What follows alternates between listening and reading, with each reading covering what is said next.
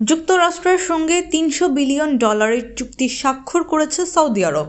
মঙ্গলবার রিয়াদে সৌদি যুক্তরাষ্ট্র বিনিয়োগ ফোরামে এ ঘোষণা দেন সৌদির যুবরাজ মোহাম্মদ বিন সালমান।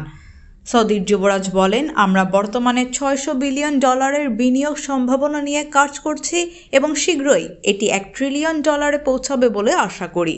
সৌদি ভিশন 2030-র অন্যতম গুরুত্বপূর্ণ অংশীদার যুক্তরাষ্ট্র এবং যৌথ বিনিয়োগ হচ্ছে দুই দেশের সম্পর্কের মূল ভিত্তি। সৌদি পাবলিক ইনভেস্টমেন্ট ফান্ডের বৈশ্বিক বিনিয়োগের 40% যুক্তরাষ্ট্রে, যা দুই দেশের গভীর অর্থনৈতিক সম্পর্কের প্রমাণ। সৌদি যুবরাজের ভাষ্যমতে, যুক্তরাষ্ট্রের সঙ্গে আমাদের সম্পর্ক শুধু অর্থনীতির মধ্যেই সীমাবদ্ধ নয়, এটি আঞ্চলিক ও বৈশ্বিক শান্তি প্রতিষ্ঠার ক্ষেত্রেও অত্যন্ত গুরুত্বপূর্ণ। এদিকে অনুষ্ঠানে যুক্তরাষ্ট্রের প্রেসিডেন্ট ডোনাল্ড ট্রাম্প সৌদি আরবের রূপান্তরের প্রশংসা করে বলেন, এটি রাজা সালমান এবং প্রিন্স মোহাম্মদের বলিষ্ঠ নেতৃত্বের ফসল।